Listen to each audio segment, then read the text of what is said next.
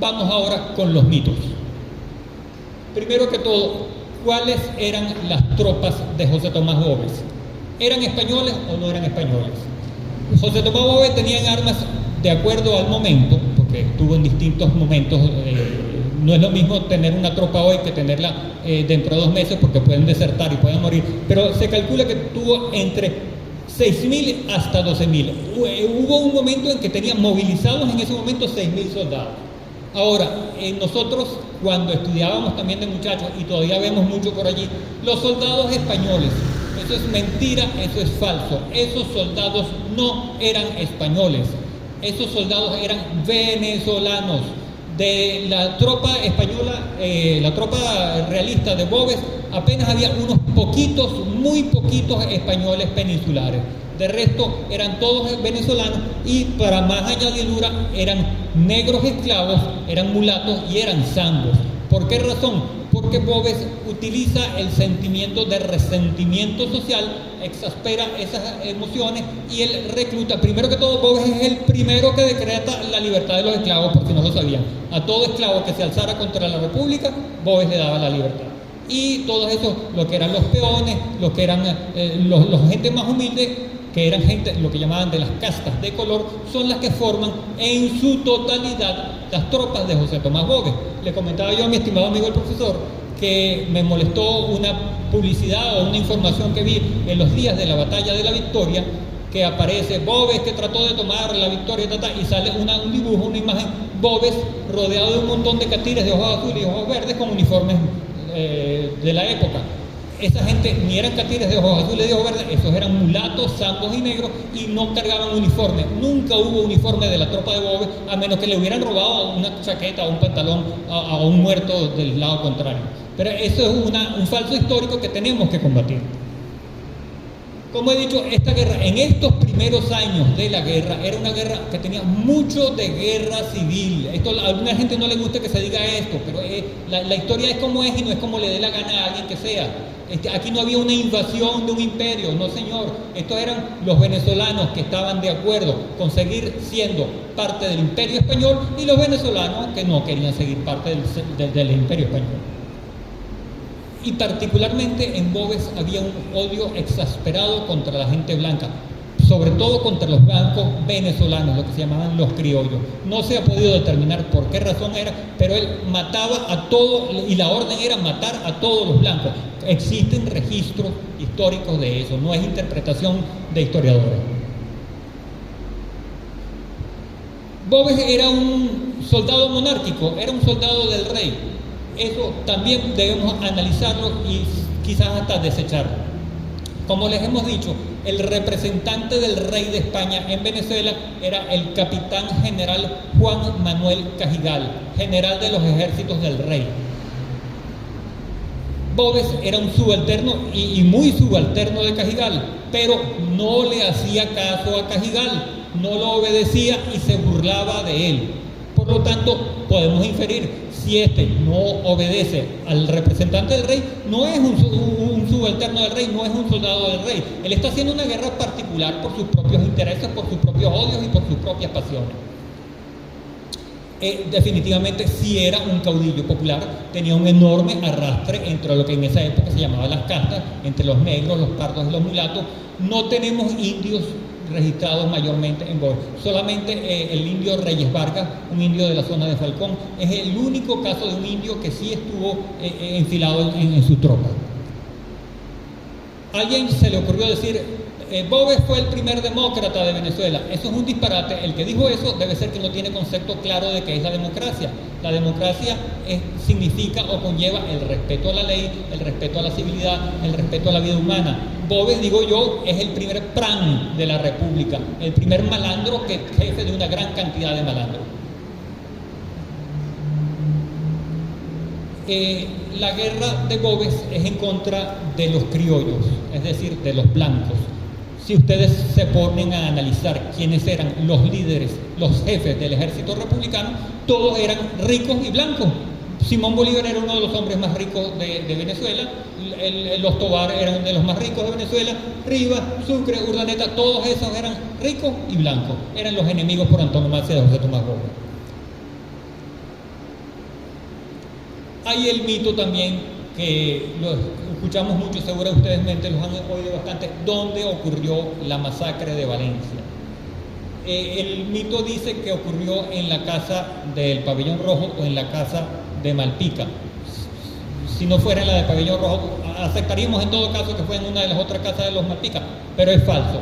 Los registros históricos nos dicen claramente dónde ocurrió la masacre o dónde ocurrieron las masacres.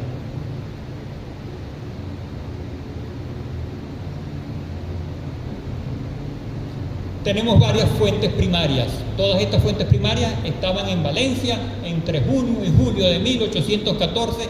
Vieron, oyeron, les salpicó la sangre desde esos momentos. El primero que tenemos es el doctor José Francisco Heredia y Mieses, oidor de la Real Audiencia. ¿Qué es la Real Audiencia? Para trasladarnos a los tiempos modernos, sería el Tribunal Supremo de Justicia, el tribunal más importante que había en Venezuela.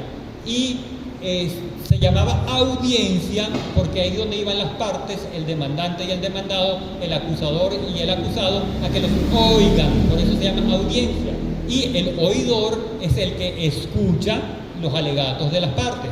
Ante el doctor Heredia se interpusieron N número de denuncias en contra de las arbitrariedades de Monteverde, de Boves y hasta de Morillo, que Morillo era otra cosa, muy civilizado, pero también cometió sus atropellos.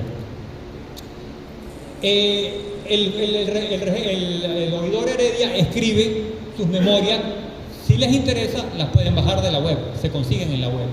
Y él dice textualmente: Boves reunió a todas las mujeres en un sarao, o sea, en una fiesta, y entre tanto hizo recoger a los hombres que había tomado precauciones para que no se escaparan, y sacándolos fuera de la población los lanceaba como a toros. Aquí tenemos la lanza para que se hagan idea de con qué se ultimó a esos patriotas, a esos republicanos. Tenemos otra fuente primaria, el padre José Antonio Llamosas. Él era el capitán del ejército realista. Mucha gente hoy en día uno les habla de capellán, no saben qué es un capellán. Pues bien, todos los ejércitos del mundo llevan un sacerdote dentro de sus filas. ¿Por qué razón? Porque los soldados que van a la guerra están ante un peligro inminente de muerte y necesitan de mayor o menor manera un auxilio espiritual. Todos los ejércitos llevaban un sacerdote y en las guerras de Venezuela siempre fueron sacerdotes católicos. El padre Llamosa dice: a consecuencia de haber sitiado a Valencia, capituló solemnemente con Boves, quien en nombre de su majestad perdonó vidas y ofreció respetar las propiedades y conservarlas, en cuya virtud se entregaron sus habitantes, pero inmediatamente que entró Boves en la ciudad, hizo degollar por la noche y sin confesión entre 800 a 1000 hombres en el cerro de El Puto, saqueándola después. Ustedes dirán, esta palabra les resulta antipática a mucha gente. Allá Rebeca se ríe. Este nombre tan feo no es lo que ustedes pudieran pensar. Acuérdense que en el idioma nuestro viene del latín, y en aquellos tiempos todavía la misa era en latín y se utilizaba mucho el latín para muchas cosas. La palabra putibus quiere decir puro, el más puro. El cerro del Puto es lo que hoy llamamos el cerro del Calvario. ¿Por qué? En el Calvario, si es que alguien no lo recuerda, es donde muere Jesucristo, donde es martirizado Jesucristo. Entonces por eso se le pone ese nombre al cerro, porque es el lugar más puro del mundo donde fue crucificado el Hijo de Dios.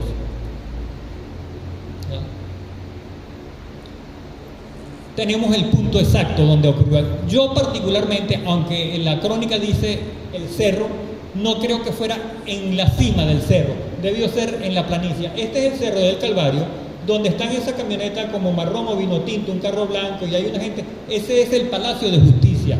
Allí estuvo el cementerio de Morillo. Después de todo esto había evidentemente una planicie, y todos los indicios nos señalan que al pie de este cerro, el Cerro del Calvario o el Cerro del Puto, fue donde ejecutaron o asesinaron a una gran cantidad de presos. El número de ejecutados, de acuerdo al sacerdote, estaba entre 800 y 1000. Yo es la fuente, uno debe aceptar la fuente hasta que no consiga algo en contrario. Lo veo un poco exagerado, porque los registros dicen que los soldados eran 300 cuando empieza el asedio, cuando hay la rendición fueron 80 y tantos los que se rindieron. Tenemos la lista de los oficiales de jerarquía que fueron ejecutados, que no llegan ni a 20, pero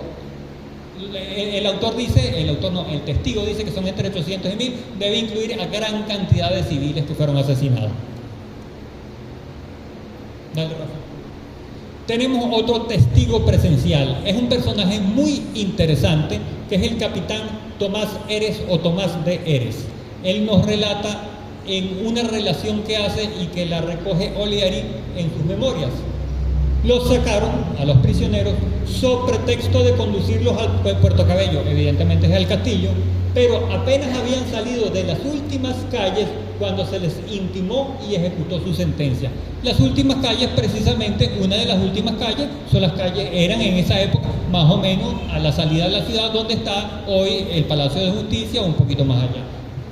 Hay otras a la salida, pero como coincide entonces con los otros relatos. Entonces ya sabemos que no hubo ejecutados en la casa de Malpica. Normalmente la gente, sí, fusilaron a los patriotas, tantos fusilados.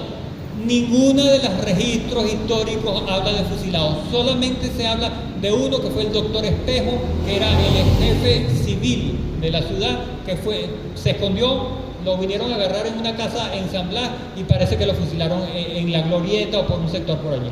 Pero de resto, el oidor Heredia dice, los lanceaba como a todos. El cura Llamosa los hizo degollar por la noche y el capitán Eres Morales hacía sacar y asesinar a lanzazos a los que estaban encerrados en la casa consistorial y en el hospital. Dale a la otra.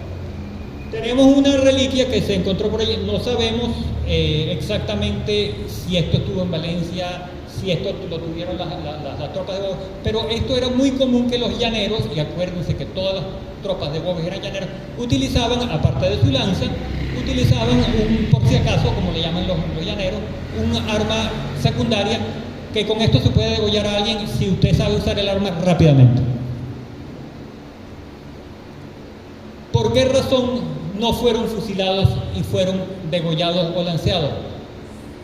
En la guerra y en cualquier empresa que emprenda el ser humano, los recursos son finitos, están limitados.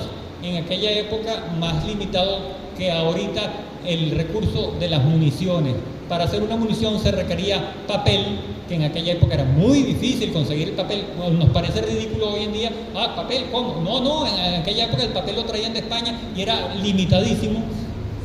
La pólvora era muy limitada. Para hacer pólvora había que conseguir carbón, había que conseguir azufre, había que conseguir salitre, había que saber prepararlos de manera adecuada, y el plomo había que fundirlo del tamaño adecuado. Era mucho más fácil agarrar un cuchillo y degollar a un preso.